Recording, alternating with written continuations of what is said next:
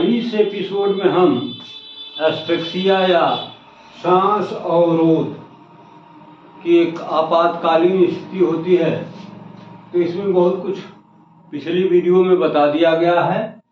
उसमें एक पॉइंट रह गया था सर्कुलेशन। ये एयरवे, ब्रीथिंग और सर्कुलेशन, ये तीन बिंदु ऐसे हैं जो हमें एस्फेक्सिया के केस में मार्क करने होंगे और इनके अनुसार हमें उसको मैनेज करना होगा। तो एयरवे कैसे खोलेंगे, ब्रीथिंग को कैसे मेंटेन करेंगे। अब तीसरे पॉइंट पर आता है सर्कुलेशन को हम कैसे मेंटेन करेंगे। तो इसमें बताया गया सर्कुलेशन के बारे में कि रोगी को हार्ड सरफेस पर सुपाइन पोजीशन में लिटा देना चाहिए। सबसे पहले क्या करना चाहिए, उस पीड़ित व्यक्ति को हार्ड सरफेस पर सुपाइन पोजीशन में लिटा कर रखना चाहिए। फिर क्या करना चाहिए, बिना देर किए कार्डियक मसाज प्रारंभ कर देना चाहिए। यानी देर करने से उस व्यक्ति की जान भी जा सकती है, उसकी मुश्किलें काफ़ी बढ़ सकती हैं और वो बहुत जटिल स्थिति में जा सकता है। तो हमें बिना विलंब किए हुए सर्कुलेशन के लिए हमें कार्डियक मसाज प्रारंभ कर देना चाहिए, जिसका रेट होगा 60 से 80 बार पर मिनट। यानी 1 मिनट तक अगर आप करते हैं तो उसमें ये जो मसाज की प्रक्रिया है कम से कम 60 बार या अधिकतम 80 बार होना चाहिए। और इसी रेट से हमें उसका ये कार्डियक मसाज देना होगा। फिर हमें क्या करना होगा कि जब पीड़ित में ब्रीथिंग एवं पल्स दिखाई देने लगे तो तुरंत ऑक्सीजन एवं आईवी ड्रिप प्रारंभ कर देना चाहिए। यानी आपने जो मसाज किया, कार्डियक मसाज किया, इससे क्या लाभ हुआ कि उसकी जो रेस्पिरेशन है, जो उसकी ब्रीथिंग है, वो धीरे धीरे वापस आना शुरू हो गई। अब जब ब्रीथिंग सामान्य होगी तो फिर धीरे धीरे उसका पल्स भी सामान्य होने लगेगा। तो अगर इन दो चीज़ों में सुधार दिखने लगा तो फिर हमें तुरंत क्या करना चाहिए कि उसे हमें आर्टिफिशियल ऑक्सीजन से कनेक्ट कर देना चाहिए। उसे जो हम सिलेंडर से ऑक्सीजन देते हैं वो व्यवस्था लगा देना चाहिए।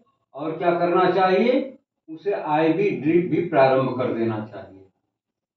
फिर क्या करना चाहिए, यदि आवश्यक हो तो, अनावश्यक नहीं। ये पेशेंट की, पीड़ित की कंडीशन पर डिपेंड करता है। यदि आवश्यक हो तो इंडोट्रैकियल इंट्यूबेशन या ट्रैकियोस्टोमी भी कर देना चाहिए। यदि पेशेंट के हित में ये दिखता है कि नहीं हमें ट्रैकियोस्टोमी की ज़रूरत है, तो बिना किसी हेजिटेशन के, बिना किसी विलंब किए हुए इस टेक्नोलॉजी का यूज हमें करना चाहिए। और क्या करना चाहिए, इंडोट्रैकियल इंट्यूबेशन का भी आप सहारा ले सकते हैं। और क्या करना चाहिए, आवश्यक हो तो ट्रैकियोब्रांकियल सक्शनिंग भी की जा सकती है। यदि मान लीजिए फ्लूइड उसमें भर गया है, उसके लंग्स में भर गया है, तो हमें क्या करना होगा, सक्शन के मशीन के द्वारा उसकी सहायता लेकर के हमें ट्रैकियोब्रांकियल सक्शनिंग करके उसके कचरा को बॉडी के बाहर निकालना चाहिए। और क्या करना चाहिए, सब कुछ करने के साथ ही पीड़ित के वाइटल साइनस की भी सघनता से मॉनिटरिंग होनी चाहिए। तो हमें ये कुछ करना होगा इस तरह के केस में सर्कुलेशन को सामान्य मेंटेन करने के लिए। तो हमें क्या करना होगा, पहले तो उसका एयरवे खोलना होगा। उसके बाद क्या करना होगा, ये ब्रीथिंग के लिए आपको क्या करना होगा, ये सारा कुछ घटनाक्रम आपको पिछले वाले वीडियो में बता दिया गया है। हमें उसको रिसाइटेशन करना पड़ेगा। और धीरे धीरे जब उसकी ब्रीथिंग, एयरवेज खुल गए, ब्रीथिंग वापस आने लगी, तो फिर हमें क्या करना चाहिए, तुरंत उस व्यक्ति को, पीड़ित व्यक्ति को कार्डियक मसाज प्रारंभ कर देना चाहिए, जो होगा 60 से 80 बार पर मिनट के रेट से मसाज करना होगा। और इसका लाभ ये होता है कि कुछ देर तक करने के बाद उसकी जो ब्रीथिंग है उसमें सुधार दिखाई देने लगता है, उसकी पल्स भी वापस आने लगती है। और इसके अलावा यदि उसे आवश्यक हो तो फिर ये इंडोट्रैकियल इंट्यूबेशन या फिर ट्रैकियोस्टोमी भी बिना किसी विलंब के, बिना किसी हेजिटेशन के ये इसकी सेवा हमें लेनी चाहिए। और क्या करना चाहिए, यदि उसके लंग्स में काफ़ी मात्रा में फ्लूइड वगैरह पहुंच गया है तो उसको सक्शन पाइप के द्वारा, सक्शन मशीन के द्वारा इसको खींच करके बाहर सक्शनिंग कर लेना चाहिए, निकाल देना चाहिए। और इतना जो आप कुछ कर रहे हैं, इसके साथ साथ जो सबसे प्रोमिनेंट बात है वो हमें ये करना होगा कि उसके वाइटल साइनस किस कंडीशंस में है, इसकी मॉनिटरिंग हमें बारीकी से करते रहना चाहिए। तो ये 6 पॉइंट जो आपको बताए गए, इसके द्वारा हम इस तरह के केस में सर्कुलेशन को वापस ला सकते हैं और एस्फेक्सिया से, जैसे आपातकालीन स्थिति से उसको बाहर निकालकर उसकी जान की रक्षा कर सकते हैं। और क्या कर सकते हैं, उस व्यक्ति को पुनः स्वास्थ्य के कंडीशन में वापस ला सकते हैं। तो ये मुख्य रूप से 6 पॉइंट बताए गए, इनको आप अपने दिमाग में रखें, मेमोरी में रखें। तो इस मेहनत का लाभ है, अन्यथा पढ़ लिए, देख लिए और फिर मिस कर दिए तो क्या मतलब रह जाएगा। क्योंकि ये सब ऐसी चीजें हैं जो आपके जीवन में कभी भी इन घटनाओं से दो चार होना पड़ सकता है। आपके सामने इस तरह की घटनाएं आ सकती हैं और एक मेडिकल होने के नाते आपकी ये जिम्मेदारी बनती है, आपका कर्तव्य बनता है कि इस तरह के केस में बिना विलंब किए हुए आप उस पीड़ित व्यक्ति की इस तरीके से मसाज करके और उसके लाइफ को सुरक्षित कर सकते हैं। अब आइए, दूसरी आपातकालीन स्थिति होती है ब्लीडिंग की। ब्लीडिंग क्या है, माने रक्त का अधिक मात्रा में कंटिन्यूटी के साथ निकलते रहना। तो ब्लीडिंग क्या है, इसको हिंदी में रक्तस्राव बोलते हैं। ब्लड वेसल से रक्त का बाहर निकलना ही रक्तस्राव कहलाता है। यानी लगातार रक्त का बहते रहना क्या कहलाता है, रक्तस्राव कहलाता है। तो यह भी मनुष्य के जीवन में एक तरह की आपातकालीन स्थिति पैदा कर सकता है और व्यक्ति की लाइफ को थ्रेटनिंग कंडीशन में ले जा सकता है, जीवन को भयभीत कर सकता है। तो इस तरह की अगर घटना कहीं होती है, फिर आपको क्या करना होगा, ये तमाम बातें आगे के पॉइंट्स में बताई जाएंगी। और इसका कारण जानिए कि इस तरह की बातें होती क्यों हैं, क्यों अनावश्यक रूप से रक्त का स्राव होने लगता है। तो पहला कारण इसमें बताया गया दुर्घटना, और दूसरा कारण बताया गया इंजरी, वुंड या घाव। इन्हीं कंडीशन में ये ब्लड वेसल पंचर होती है, रप्चर होती है या फट जाती है, ब्रस्ट कर जाती है, तो अनावश्यक रूप से ब्लड जो है, ब्लड का लॉस होने लगता है और व्यक्ति की लाइफ थ्रेटनिंग कंडीशन में चली जाती है, वो मुश्किल में फंस जाती है। तो हमें करना क्या होगा, पहले हमें ये देखना होगा इसकी जो ब्लीडिंग है वो बाहरी रक्तस्राव है या फिर आंतरिक रक्तस्राव है। तो बाहरी रक्तस्राव अगर होता है तो लक्षणों के आधार पर हमें डायग्नोसिस बना लेंगे कि यह एक्सटर्नल ब्लीडिंग है, और यदि आंतरिक रक्तस्राव हो रहा है तो लक्षणों के आधार पर आप जान लेंगे कि यह इंटरनल ब्लीडिंग है। तो दोनों में लक्षण क्या क्या मिलेंगे, इनको कैसे आप मैनेज करेंगे, इसके बारे में तमाम बिंदु हैं जिन पर अभी हम आपसे चर्चा करना चाहेंगे। तो आइए, बाहरी रक्तस्राव के लक्षण। इसमें क्या होता है, चक्कर या बेहोशी का आना। यानी जिस व्यक्ति के बॉडी से ये ब्लीडिंग हो रही है उसको क्या हो सकता है, वर्टाइगो की प्रॉब्लम हो सकती है, उसको चक्कर आ सकता है और वो बेहोशी के कंडीशन में यानी अनकॉन्शियस पोजीशन में उसकी बॉडी जा सकती है। तो ये लक्षण आपको मिलेंगे। और क्या मिलेगा, एक्सेसिव पर्सपिरेशन, उसके शरीर से पसीना अत्यधिक मात्रा में निकलेगा। और क्या होगा, उसकी त्वचा जो है वो कोल्ड होने लगेगी, धीरे धीरे ठंडा होने लगेगी, यानी बॉडी टेम्परेचर फॉल होने लगेगा। और क्या होगा, एक्सेसिव थर्स्ट की फीलिंग होगी, उसको प्यास लगेगी। प्रायः ऐसा ही होता है, हो सकता है कि आपने कभी देखा भी हो कि एक्सीडेंटल केस में जो इंजर्ड व्यक्ति होता है वो पहले पानी ही मांगता है। तो क्या होता है, इसमें प्यास अधिक लगने लगती है और क्या होता है, उसकी जो पल्स है वो इरेगुलर हो जाती है, अनियमित हो जाती है। और क्या लक्षण मिलेगा, डिस्पनिया की कंडीशन होगी, यानी श्वास में कठिनाई हो जाएगी। और क्या होगा, उसका फॉल ऑफ ब्लड प्रेशर होने लगेगा, ब्लड प्रेशर में कमी हो जाएगी। और क्या होगा, होठ एवं चेहरे पर पीलापन या साइनोसिस की कंडीशन बन जाएगी। साइनोसिस क्या है, यानी बॉडी में जब ऑक्सीजन का लेवल कम होने लगता है तो बॉडी का कलर जो है वो ब्लूइश कलर में जाने लगता है, उसी को बोलते हैं साइनोसिस। तो बाहरी रक्तस्राव में ये लक्षण आपको खास तौर से 8 बिंदुओं पर बताया गया कि क्या क्या हो सकता है। तो चक्कर आ सकता है, या व्यक्ति अनकॉन्शियस कंडीशन में जा सकता है, फिर उसको अत्यधिक पसीना होगा, फिर त्वचा जो है धीरे धीरे उसका बॉडी टेम्परेचर पार होने लगेगा, यानी त्वचा उसकी ठंडी होना शुरू हो जाएगी। उसको एक्सेसिव थर्स्ट की फीलिंग होगी, अत्यधिक प्यास लगेगी। और क्या होगा, उसका जो पल्स रेट है वो धीरे धीरे इरेगुलर हो जाएगा, कभी फास्ट कभी स्लो। और क्या होगा, सांस में कठिनाई होने लगेगी, यानी डिस्पनिया की कंडीशन बन जाएगी, डिफिकल्ट ब्रीथिंग की प्रॉब्लम हो जाएगी। और क्या होगा, उसका जो शरीर का ब्लड प्रेशर है, रक्त दाब है, वो धीरे धीरे डिक्रीज होने लगेगा, कम होने लगेगा। और क्या होगा, उसके होठ और चेहरे का रंग बदलने लगेगा। तो ये तमाम लक्षण देख करके हमें इस बात का निर्णय ले पाएंगे कि यह एक एक्सटर्नल ब्लीडिंग के लक्षण है और ये रक्त बाहरी रक्तस्राव की श्रेणी में है। अब हम देखेंगे आंतरिक रक्तस्राव क्या है, इसको कैसे पहचानेंगे, इसमें कौन से लक्षण मिलेंगे। तो जब रक्तस्राव शरीर के अंदर या किसी बॉडी कैविटी से होता है, जैसे नाक से हुआ, कान से हुआ, फेफड़ों से हुआ या पेट से हुआ, तो इस तरह के ब्लीडिंग को हम मान लेते हैं यह एक्सटर्नल ब्लीडिंग न होकर के यह इंटरनल ब्लीडिंग हो रही है। अब कहाँ से हो रही है ये आपको पता लगाना पड़ेगा, उसके अनुसार उसको मैनेज करना पड़ेगा। तो आइए इसके लक्षणों को हम देखते हैं।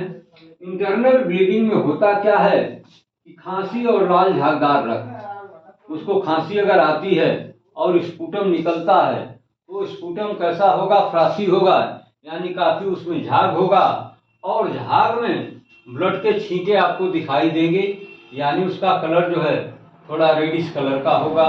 तो आपको समझ लेना होगा कि ये तो ब्लड के वजह से इसकी जो स्पुटम है वो रेड कलर की है।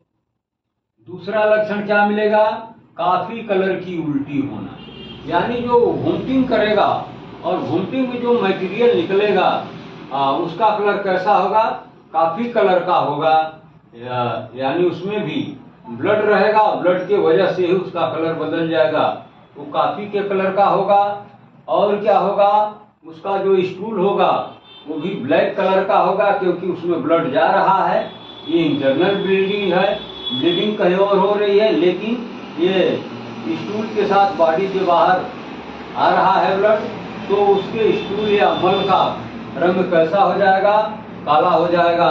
और क्या होगा, उसका जो यूरिन होगा उसका कलर स्मोकी रेड कलर का हो जाएगा, यानी लाल धुएं के जैसा उसका कलर होगा। और क्या होगा, जहां से ये ब्लीडिंग हो रही है उस पार्ट में, उस भाग में, उस आर्गन में क्या होगा, उसको दर्द की फीलिंग होगी। और क्या होगा, वो अनकॉन्शियस हो सकता है, बेहोशी की कंडीशन में जा सकता है। और जब ब्लड निकलेगा तो जो शरीर का टेम्परेचर है वो धीरे धीरे कोल्ड होना शुरू हो जाएगा, टेम्परेचर उसका डाउन होगा, तो त्वचा जो है टच करने पर आपको कोल्ड ठंडी महसूस होगी। और क्या होगा, उसका जो पल्स है वो भी इरेगुलर हो जाएगी, कभी फास्ट कभी स्लो। और क्या होगा, डिस्पनिया की प्रॉब्लम हो सकती है, यानी श्वास लेने में डिफिकल्ट ब्रीथिंग जिसको आप बोलते हैं, श्वास लेने में उसको दिक्कत या कठिनाई की फीलिंग होगी। ये तमाम लक्षण जो बताए गए इनको आपको दिमाग में रखना होगा और इन्हीं के आधार पर आप यह जजमेंट कर पाएंगे या निर्णय ले पाएंगे कि यह एक्सटर्नल ब्लीडिंग है या फिर इंटरनल ब्लीडिंग है। अब हमारा उद्देश्य क्या होना चाहिए? तो हमारा उद्देश्य 3 पॉइंट में होगा। पहला होगा यदि ये अतिशीघ्र रक्त स्राव को रोकना। जो ये ब्लीडिंग हो रही है जिसमें ब्लड का लॉस हो रहा है, तो ब्लड के लॉस होने से व्यक्ति की लाइफ खतरे में, जोखिम में जा सकती है। तो हमें तत्काल इसे रोकने का प्रयास करना होगा, उपाय करना होगा। फिर और क्या करना होगा? जिस संक्रमण या इन्फेक्शन की वजह से ये ब्लीडिंग हो रही है उस संक्रमण को रोकना होगा। फिर क्या करना होगा? यदि उसे श्वास संबंधी दिक्कतें हैं तो सबसे पहले हमें इसको ब्रीथिंग डिफिकल्ट ब्रीथिंग को मेंटेन करना होगा, क्योंकि जब सांस ही नहीं रहेगी तो किसको अब मैनेज करेंगे। तो यह भी उतना ही जरूरी है जितना रक्त के स्राव को शीघ्र रोकना। उसी तरीके से ये जो रेस्पिरेशन में, ब्रीथिंग में डिफिकल्टी पैदा हो रही है, उसको भी उसी रफ्तार से और उसी प्रियॉरिटी के आधार पर मेंटेन करना होगा, इसमें सुधार करना होगा। और अब हम क्या करेंगे? ये तो रहा उद्देश्य। अब हमें प्राथमिक उपचार में क्या देना होगा? यदि ब्लीडिंग धमनी से हो तो उस स्थान को 10 से 15 मिनट तक हाथ से कसकर दबा करके रखना चाहिए। जब ब्लीडिंग नहीं होगी तो फिर वहां पर ब्लड की क्लॉटिंग थोड़ा अर्ली बनना शुरू हो जाएगी, तो उस व्यक्ति की ब्लीडिंग जो है रुकेगी और उसे लाभ मिल जाएगा। तो क्योंकि जो धमनी की ब्लीडिंग होगी वो फोर्सली होगी, क्योंकि धमनी में प्रेशर ज्यादा होता है कंपैरेटिवली टू वेन। तो यदि धमनी कहीं कटी है, फटी है, पंचर हुई है, ब्रस्ट हुई है, तो उसकी जो ब्लीडिंग होगी वो फोर्सली होगी, तो कम समय में ज्यादा ब्लड का नुकसान हो सकता है, जो व्यक्ति के लिए जानलेवा हो सकता है। तो इस तरह की अगर घटना है तो हमें हाथ से उस कटे हुए जहां से ब्लीडिंग हो रही है कस करके 10 से 15 मिनट तक दबाए रखना होगा। और क्या करना होगा? ब्लीडिंग ज्यादा हो तो उस स्थान से 4 से 6 इंच ऊपर कस करके पट्टी बांध देने से ब्लीडिंग की जो रफ्तार है वो कम हो जाएगी, ब्लड सप्लाई थोड़ा कम होगी, तो ब्लीडिंग भी कम हो जाएगी। और क्या करना होगा? जिस पार्ट से ब्लीडिंग हो रही हो उस पार्ट में मूवमेंट न होने दें।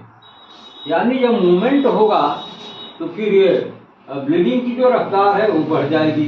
तो हमें ऐसा प्रयास करना चाहिए कि जहां से ब्लीडिंग हो रही है उस बॉडी पार्ट में भरसक मूवमेंट या गति न होने दें, उसे स्थिर करके रखें। फिर और क्या करना होगा? ब्लीडिंग यदि वेन या सिरा से हो रही हो तो उस स्थान को अंगुली या अंगूठे से सीधा दबाएं। यदि वेन से ब्लीडिंग हो रही है तो उतना फोर्सफुली नहीं होगी, क्योंकि वेन में आर्टरी के कंपैरेटिवली प्रेशर कम होता है, तो जो ब्लीडिंग का फोर्स होगा वो भी कम होगा। तो इसको भी हमें वही काम करना होगा, अंगुली या सीधे अंगूठे से उसे दबा करके कुछ समय तक रोकना होगा। और क्या करना होगा? यदि ये संभव हो, जिस पार्ट से ब्लीडिंग हो रही है, यदि उसको जो हार्ट का लेवल है उससे ऊपर अगर रखा जा सकता है तो उसको ऊपर करके रखें, ताकि जो ब्लड की क्लॉटिंग है वो जल्दी से थक्का बनने लगे, क्योंकि ऊपर ब्लड का जो सर्कुलेशन है थोड़ा स्लो होगा तो ब्लड को क्लॉट करने में इजीनेस होगा। तो यदि ये संभव हो तो, नहीं यदि ऐसे पार्ट पर से ब्लीडिंग हो रही है जो हार्ट से ऊपर रखा नहीं जा सकता है तो फिर इस सुझाव का कोई मतलब नहीं रह जाता है। यह उसी के लिए है जैसे हाथ में हुआ, पैर में हुआ, तो इसको आप लेट करके और हार्ट के लेवल से ऊपर उठा करके रखेंगे तो फिर ये उपाय आपके लिए काफी लाभदायक हो सकती है। और क्या करना होगा? साधारण रक्त स्राव में घाव को अच्छी तरह साफ कर किसी एंटीसेप्टिक ट्यूब या लोशन का प्रयोग कर मरहम पट्टी कर देना चाहिए। और यदि जरूरी देखते हो आप, आवश्यक लगता हो, तो फिर इस तरह की पट्टी मरहम करके उस पेशेंट को तुरंत किसी हॉस्पिटल तक पहुंचाने का प्रयास करना होगा। तो ये रहा